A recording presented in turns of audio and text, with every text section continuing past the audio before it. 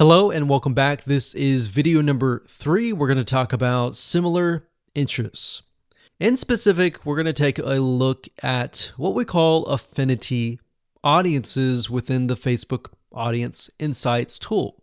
And what this is they are audiences that are related to the generic or general audience. So for example, if you think about maybe basketball, somebody who's interested in sports or basketball, they may be interested in other things like running, and that would be an affinity audience.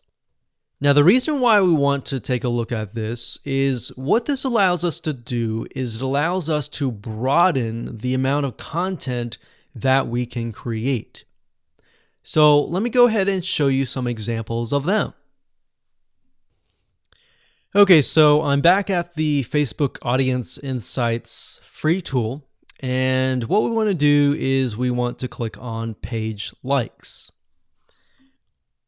Now, we're going to ignore this right now, and we're going to scroll down to this section here.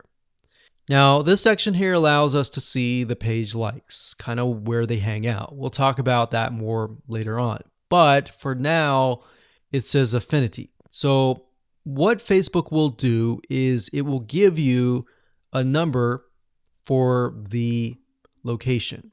So for example, the Spruce has about 95,000 people, 1.2 million people on Facebook, and the affinity level is 159. So what that means is the Spruce is very, very closely related in terms of the people in that audience. And it also tells you what your audience is potentially interested in. So they might be interested in boutiques, scholastic parents, Joann fabric and craft stores. This is an actual local brick and mortar store that sells fabric. That makes sense because they're into knitting.